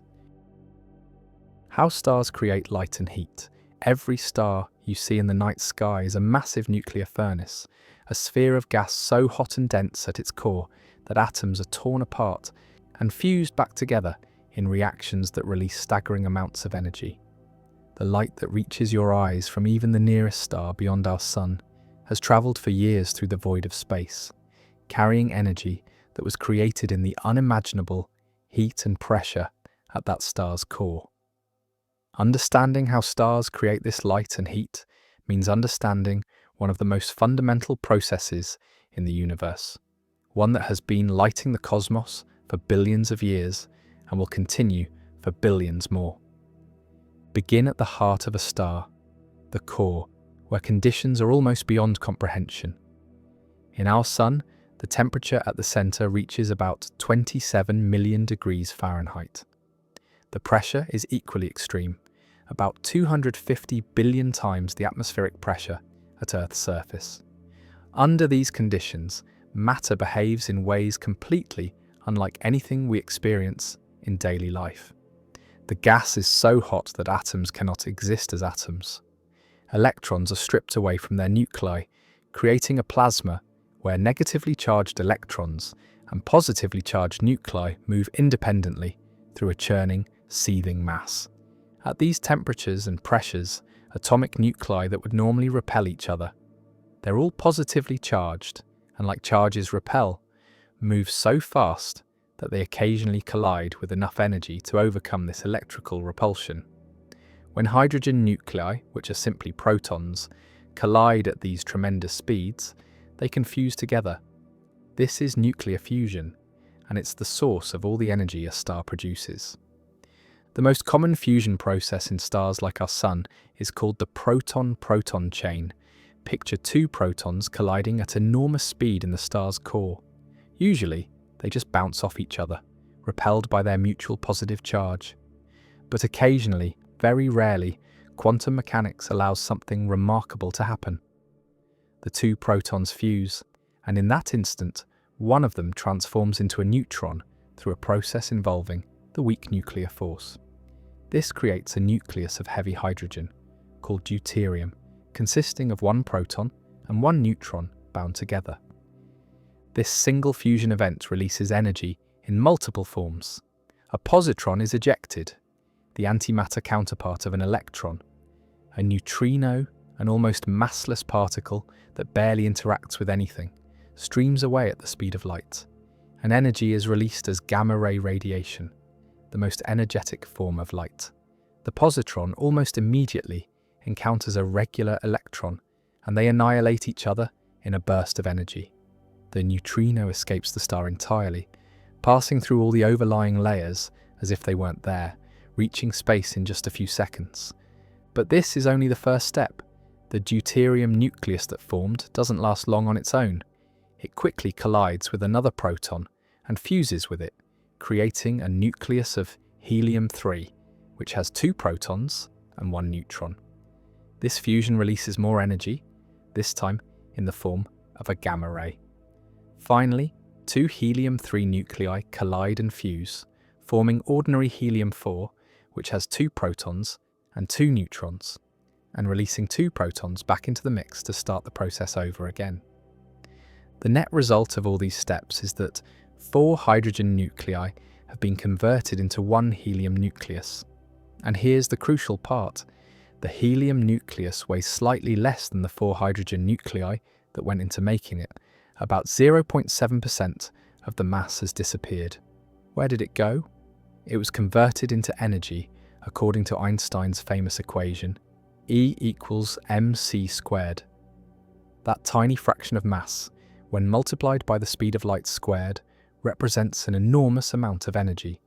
In our Sun, this process converts about 600 million tons of hydrogen into helium every single second. About 4 million tons of matter are completely converted into energy each second. This has been happening for about 4.6 billion years, and the Sun has enough hydrogen fuel to continue for another 5 billion years or so before it exhausts the hydrogen in its core. The energy released in these fusion reactions, created at the core of the star, must somehow make its way to the surface, to be radiated into space as light and heat. This journey is neither quick nor straightforward. The gamma rays produced in the core don't simply stream to the surface. The star's interior is incredibly dense, and a gamma ray photon can't travel far before it collides with an electron or an atomic nucleus. When a high-energy gamma-ray photon hits an electron, it typically gets absorbed and then re-emitted, but not necessarily in the same direction, and often at a slightly lower energy. The photon bounces around randomly, absorbed and re-emitted countless times, following what scientists call a random walk. Each interaction changes the photon's direction randomly, so it might move inward toward the core just as often as it moves outward toward the surface. This random walk means that energy takes an extraordinarily long time to travel from the core to the surface. A photon of light can travel from the Sun to Earth, a distance of 93 million miles, in about 8 minutes. But that same photon trying to escape from the Sun's core to its surface, a distance of only about 400,000 miles, takes somewhere between 100,000 and a million years. The exact number is uncertain because the path is so random and complex, involving countless billions of interactions. As the energy works its way outward through this radiative zone, the photons gradually lose energy with each interaction. The high-energy gamma rays from the core become X-rays, then ultraviolet light, then visible light, and eventually include infrared radiation. By the time the energy reaches the outer portions of the star, it has been divided and redistributed among countless photons of various energies. About 2/3 of the way out from the Sun's core, the nature of energy transport changes. The temperature has dropped to the point where atoms can hold onto some of their electrons, and the gas becomes more opaque. In this outer region, called the convection zone, energy is transported primarily by the physical motion of hot gas rather than by radiation. Hot plasma rises toward the surface, cools, and then sinks back down, creating vast circulation cells. Think of a pot of boiling water with bubbles of hot water rising and cooler water sinking, but on a stellar scale where individual convection cells can be larger than Earth. This convection brings hot material from the interior up to the photosphere, the visible surface of the star. Here, finally, energy can escape into space.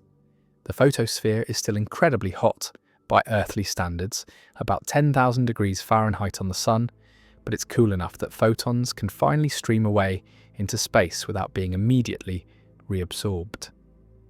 The light that leaves the photosphere carries information about the star's surface temperature in its colour and spectrum. Hotter stars emit more blue and ultraviolet light, appearing blue or white to our eyes. Cooler stars emit more red and infrared light, appearing orange or red. Our Sun, with a surface temperature around 10,000 degrees, emits most of its energy in the visible part of the spectrum, peaking in the green-yellow range, though it appears white or slightly yellow to our eyes because it emits all colours of visible light. Not all stars use the same fusion process as our Sun.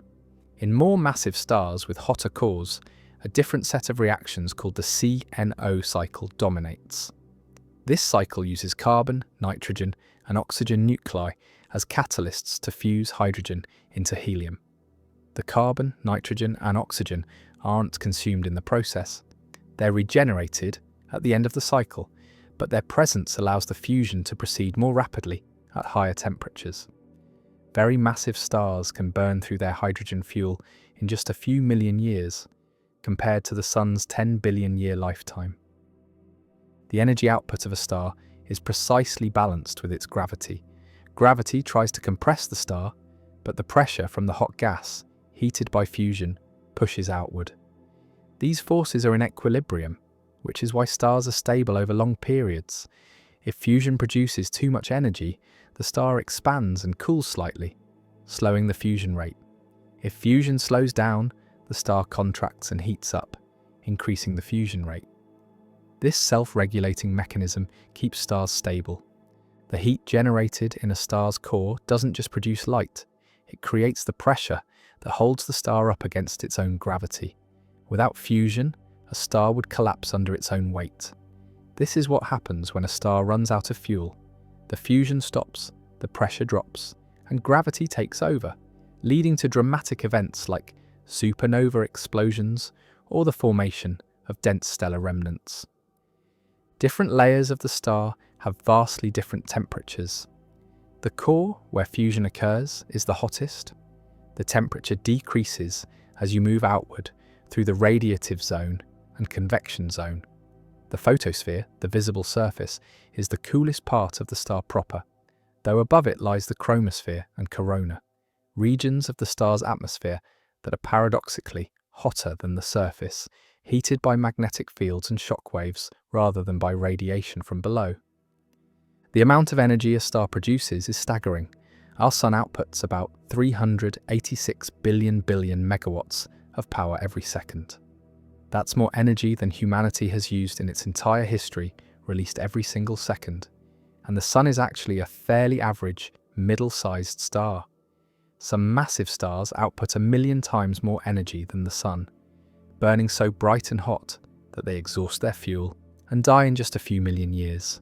Every photon of sunlight that warms your face, every ray that allows plants to photosynthesize and create the oxygen you breathe, every bit of light that illuminates the day, began as a fusion reaction in the Sun's core.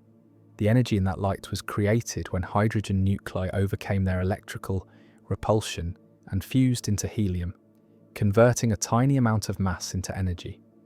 That energy then spent hundreds of thousands of years bouncing randomly through the Sun's interior before finally reaching the surface and streaming across space to Earth. This process of creating light and heat through nuclear fusion is happening right now in hundreds of billions of stars in our galaxy alone, and in countless more stars throughout the universe. It's been happening since the first stars formed a few 100 million years after the Big Bang, and it will continue for trillions of years into the future, until the last stars finally exhaust their fuel and fade away, leaving the universe dark and cold. But for now, and for the foreseeable future, the universe is filled with light and heat, gifts of the fusion fires burning in the hearts of stars.